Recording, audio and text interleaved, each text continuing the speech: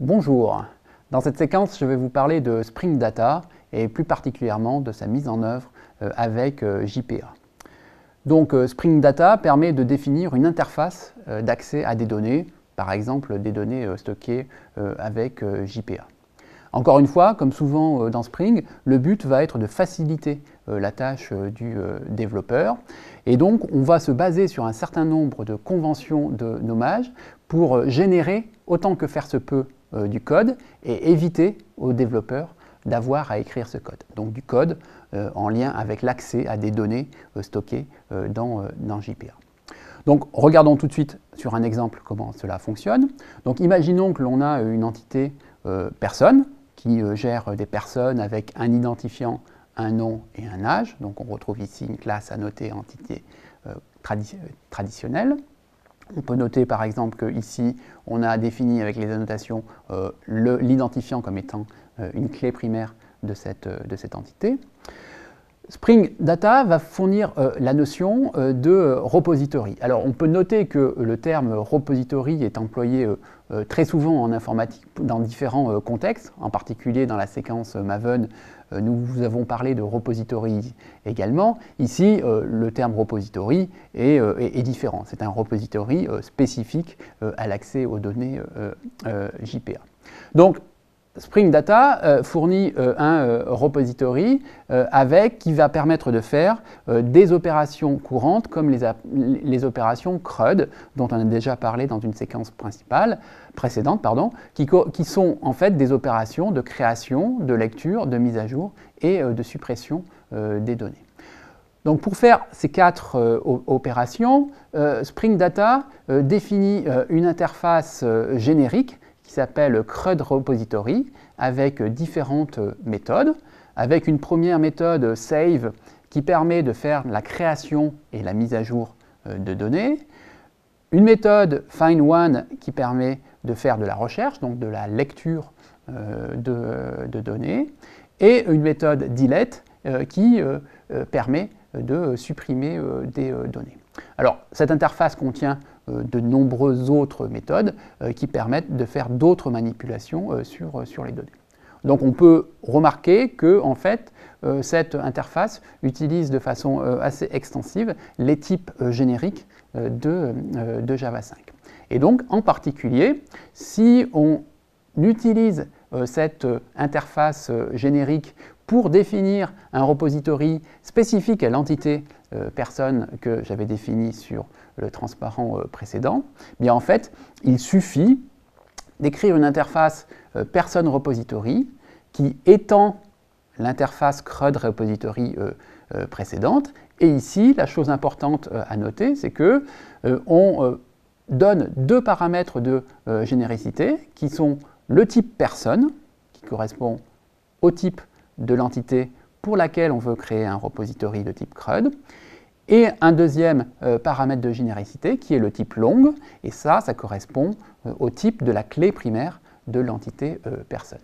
Donc en fait, avec la simple définition de cette interface, Spring Data va générer un ensemble de code qui implémente un CRUD repository pour l'entité personne sans que le développeur ait lui-même à fournir ce code d'implémentation. Le développeur peut alors utiliser directement ce code, par exemple dans un contrôleur. Ici, j'ai fait un simple contrôleur avec deux actions, one et all. On va utiliser une fonctionnalité de Spring qui permet d'injecter la référence vers ce CRUD repository. Ici, donc, on note une variable PR de type person repository avec la notation @autowired qui est fournie par Spring, et donc la référence vers l'instance de person repository sera injectée dans PR. Une fois que ça c'est fait, on peut utiliser le person repository pour, par exemple, faire la recherche d'une personne, ici en utilisant la méthode find_one, ou faire une recherche de toutes les personnes en utilisant ici la méthode find_all. Alors voilà pour ce premier exemple d'utilisation d'un CRUD repository Spring GPA. Alors en fait, Spring GPA permet de définir de nombreuses formes de requêtes personnalisées, en particulier sur les requêtes de recherche. Donc cela va correspondre à toutes les requêtes qui commencent par le préfixe find, suivi de quelque chose, bien souvent aussi suivi de by et d'un nom d'attribut. Donc tout cela correspond à des conventions de nommage qui sont interprétées automatiquement par Spring Data et qui vont donner lieu à de la génération automatique de code. Donc voyons ce que l'on peut faire comme type de requête. Donc plutôt que de laisser l'implémentation de mon interface person repository vide comme c'était le cas précédemment, je peux la compléter avec une méthode find by nom qui va me retourner une ou plusieurs personnes à partir de son nom. Je peux décider de faire des compositions, comme je le ferais dans une clause where en SQL. Je peux dire que je veux faire une recherche par nom et par âge. Donc voilà, ça serait un select from where nom égale une valeur and âge égale une autre valeur. Donc voilà, là on note la convention nom and age, donc and est reconnu par Spring GPA. Il existe d'autres opérateurs pour faire des comparaisons logiques avec OR par exemple, ou pour faire des comparaisons numériques, less than, greater than, etc. etc. Les résultats peuvent être en fait insensibles à la casse. Alors la casse désigne le fait qu'un mot soit en majuscule ou en minuscule, et c'est souvent quelque chose que l'on a besoin de faire. On veut faire une recherche, mais en fait, on veut des résultats, peu importe le fait qu'ils soient en majuscule et en minuscule.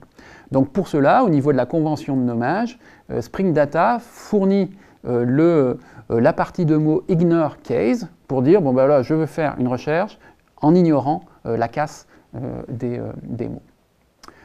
Les résultats peuvent également être triés. Ici, on a la clause order by, donc trier par, le nom de l'attribut avec lequel on veut trier, ici on veut trier par âge, et ASC pour dire que c'est en ordre ascendant, donc comme ascending en anglais. Donc on peut le faire également en ordre descendant, dans ce cas-là c'est simplement la fin du nom de la méthode qui change, qui devient DESC. Donc voilà, encore une fois, tout cela, ce ne sont que des déclarations. Spring Data se charge automatiquement pour le développeur après de générer le code qui permet de définir l'implémentation de ces méthodes.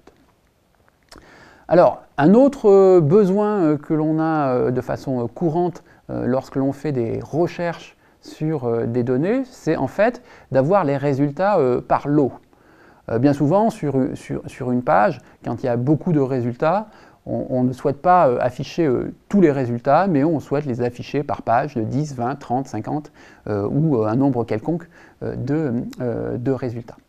Donc Spring Data fournit le concept de pageable, c'est le nom du type Spring Data à utiliser dans la programmation, qui va permettre de faire cela. Donc en fait, dans la définition du CRUD repository, il suffit de rajouter un paramètre, quelle que soit la méthode find, donc un paramètre de type pageable, et avec cela, Spring Data va comprendre que l'on veut les résultats par page. Et lorsque l'on va invoquer ces méthodes find, il va falloir indiquer à partir de quel numéro de page, est-ce que je veux les résultats à partir de la première page, de la 10e, de la 12e, etc. Et on va indiquer le nombre d'éléments que l'on veut par page. Donc par exemple, ici, je fais un find all et je veux les 20 premiers résultats de la première page. En résumé, Spring Data permet de faciliter la manipulation des données d'une application. La mise en œuvre la plus courante est pour JPA, même si il y en existe d'autres. C'est basé sur le concept d'interface repository et cela emploie des conventions de nommage pour l'écriture des requêtes.